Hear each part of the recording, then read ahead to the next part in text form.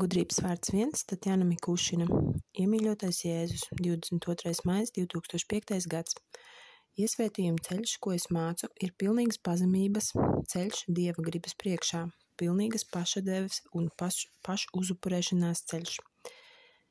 Es esmu Jēzus, jūsu vecākais brālis un audzinātājs, atnācis caur šo sūtni. Es esmu atnācis mūžīgajai sarunai, kas būs jums aktuāli līdz tam laikam, kamēr jūs ietērpsieties kāzu goda drānās un savienosieties ar dievišķo gaismu. Līdz tam laikam jūs pastāvīgi būsiet aizņemti, ka savā apziņā atdalot to, kas mūžīgs no tā, kas iznīcīgs, atdalot to, kas pieder augstākajai pasaulē, no tā, kas pieder pārējošajai pasaulē. Jūsu realitāte ietin jūs ilūzijas miglā un atrauj no tā darba, kam jūs esat aicināti. Tomēr, lai cik ilgi jūs nemaldītos iluzorajā pasaulē, agri vai vēlu jūsu klejojumiem pienāks gals. Daudzu uzticīgu patiesības meklētāju kļūda un maldi ir tādi, ka viņi uzskata, ka ceļam māju jābūt pastāvīgas svētlaimes un mīlestības stāvoklim. Tas ir pareizi, bet pareizi tieši tik, cik jūsu pasaulē kaut kas var būt pareizs un īsts. Svētleme, prieks, mīlestība un miers ir zīme, ka jūs esat uz pareizā ceļa un ka jūs esat izvēlējušies pareizo ceļu. Taču jūsu pasaulē jums neizdosies pastāvīgi būt vienādi līdzsvarotā gara stāvoklī. Mans mērķis šodien ir dot jums norādījumus un darīt jūs uzmanīgus par iespējamiem nekvalitatīviem apziņas stāvokļiem, ar kuriem jūs varat sastapties jūsu ceļā.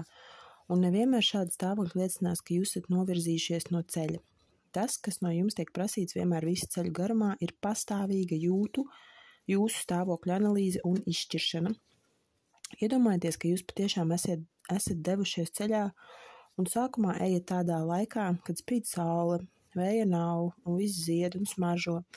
Jūs varat to uzlūkot kā jūsu ceļa pareizības zīmi, bet pēkšņi, kur radušies, kur ne, uznāk mākoņi, saceļas vēži, dārta pērkons. Taču tas viss nepavisam nenozīmē, ka jūs esat noklīduši no ceļa. Jūs tāpat kā iepriekš dodaties pareizajā virzienā. Kaut gan mainījušies ārējie apstākļi un jūsu noskaņojums pasliktinājies reizē ar laika apstākļu maiņu. Tieši tāpat jūs arī savā dzīvē varat izjust visaugstākos apziņas stāvokļus. Jūs varat atrasties svētlaimes virsotnē, un pēkšņi pavisam bez iemesla jūsu stāvoklis var pasliktināties. Ne no šā, ne no tā jūs izjūtat skumjas un grūtsirdību bez iemesla, jūsu eksistences bezjēdzību un neticību. Nevienmēr mīļotie tam līdzīgas pazīmes nozīmē, ka jūs esat novirzījušies no ceļa. Vienkārši pienāk laiks, un jūs sākat saņemt testus, pārbaudījumus. Jūs esat dzirdējuši par kunga Matrejas mistērijas skolu, jūs esat dzirdējuši par iesvētījumu skolām, kas ir bijušas visos laikos. Ja ceļš pie Dieva būtu pastāvīgi svētlēm un Dieva svētības sajūta, tad kam būtu vajadzīgas šīs iesvētījuma skolas un kam vispār vajadzīgi iesvētījumi? Jūsos ir divi cilvēki, viens cilvēks mirstīgs un otrs cilvēks nemirstīgs. Daudzu miljonu gadu eksistences laikā uz planētas Zeme šie divi cilvēki ir tā sajaukšies, ka ir vajadzīga krietna piepūle, lai šos divus sadalītu vienu no otra. Vienam no viņiem nāksies palikt uz Zemes un atgriezties Zemē, no kurienes viņš tika ņemts, otru gaida eksistences turpinājums citā augstākā esamības plānā. Kad jūs sākat sevī šo divu cilvēku atdalīšanu vienu no otra, atdalīšanas procesu vispirms jūsu apziņā, tad īstenot šo atdalīšanu sevi ar to individu, ko jūs redzat savā priekšā spogulī. Patiesībā visas iesvētījuma pakāpes, ko jūs veicat, ir virzīts tieši uz to, lai palīdzētu jums atbrīvoties no sevis identificēšanās ar jūsu attēlu spogulī.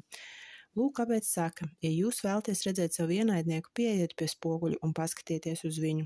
Patiešām tas viss, ko jūs daudz dzīvju laikā uzlūkojāt kā savu individualitāti, faktiski neesat jūs, bet tā ir jūsu daļa, no kuras jums ir jāatsakās, ar kuru jums ir jābeidz sevi identificēt. Un tas jūsos, kas pretojas jaunās individualitātes apgūšanas procesam, pacelsies no jūsu būtības dziļumiem, no jūsu neapzinātā un jūsu zemapziņas un protestēs. Savā ārējā apziņā jūs varat līdz galam arī nesaprast jūsu grūtsirdības, jūsu izmisuma un jūsu galējības nomāktības un bezizējas sajūtas iemeslu. Ir grūti izanalizēt, kuras enerģijas ir aktivizējušās jūsu 4 zemākajos ķermeņos atbilstoši tam kosmiskajam termiņam, kas ir pienācis. Bet šīs enerģijas pieder pie jūsu nereālās daļas. Jebkura testa Uzdevums, mīļotie, ir tāds, lai jūs atcerētos, ka jūs esat tikai skolnieki ceļā un liekat kārtējo eksāmenu. Lai arī cik reāls jums neliktos jūsu stāvoklis, jums pastāvīgi jāatceras, ka tas ir tikai tests. Jo vairāk jūs savā ārējā apziņā pretosieties tam, lai šķirtos no enerģijas, kas jūsos aktivizējusies, jo jūsu tests būs garāks un ilgāks. Visvairāk attīstītie skolnieki vienmēr atceras, ka Dievam ir tiesības viņus pārbaudīt un dot it kā šķietami nepanesamākos apziņas stāvokļus un visu savu spēku visaugstākā saspringzinājuma brīdī, kad šķiet, kad saule nekad vairs nespīdēs, viņi pieiet pie altāra un saka savā sirdī: Kungs, es zinu, ka šis mans stāvoklis nav reāls. Es zinu, kungs, ka tas ir tikai tests. Es esmu gatavs, kungs, izturēt visus pārbaudījumus, ko tu man sūti. Un es centīšos izdarīt to. Tev ir tiesības dot man jebkurus pārbaudījumus, kungs. Es tev pateicos par visiem pārbaudījumiem, ko tu man sūti. Tāpēc, ka es zinu, ka tu mīli mani un rūpējies par mani, lūdzu tevi, kungs, palīdz man izturēt šo pārbaudījumu un iziet tam cauri līdz galam. Visi testi tiek doti vienai īpašībai, šķirties no jūsu nereālās daļas, vispirms jūsu apziņā. Bezgalīgās debesu žēlstības dēļ jums ir iespēja nokārtot jūsu testus un pārbaudījumus un nolikt jūsu eksāmenus, neaizejot no parastās dzīves. Jūs turpināt dzīvot savu parasto dzīvi, bet ja jūs iekšējos līmeņos esat izteikuši vēlēšanos saņemt iesvētījumus, atrodoties parastajā dzīvē, tad jums tāda iespēja tiks dota. Neatkarīgi no tā, vai jūs savā ārējā apziņā esat informēti par jūsu lūgumu vai ne. Tāpēc es šodien nāku, lai paskaidrotu jūsu stāvokļu iemeslu tiem, kas izjūt dažādas psiholoģiskas problēmas un drūmumu bez iemesla. Jā, mīļotie, jūs esat izvēlējušies mācīties iesvētījumu skolā, neaizejot no parastās dzīves. Jūs izvēlējāties pātrinātu ceļu, jūsu dvēsele vēlējās saņemt iesvētījumus šajā dzīvē, negaidot nākamo iemiesojumu un piemērotus apstākļus, lai uzturētos mistēriju skolā kaut kur klusumā un tālu no mūsdienu civilizācijas lielceļiem.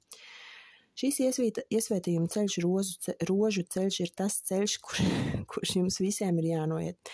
Es nezinu cita ceļa. Vienmēr jūsu reālās daļas atdalīšana no jūsu nereālās daļas pavada ļoti sāpīgi un nepatīkami pārdzīvojumi. Un šādu stāvokļu ilgumu un smagumu noteiks jūsu nereālās daļas pretošanās pakāpe. Visu, mīļotie, noteiks tas, cik stiprs ir jūsu ego. Jūs zināt, ka man izdevās šķirties no savas nereālās daļas 40 dienās, kad es atrados tuksnesī. Jūs zināt, ka pēc tam bija mana kalpošana un apskaidrošanās un krustā sišana un augšām celšanās un savienošanās ar dievišķo gaismu. Līdz tam laikam, kamēr jūs atrodaties planētas Zeme fiziskajā plānā, jūs pastāvīgi saņemsiet pārbaudījumus un testus.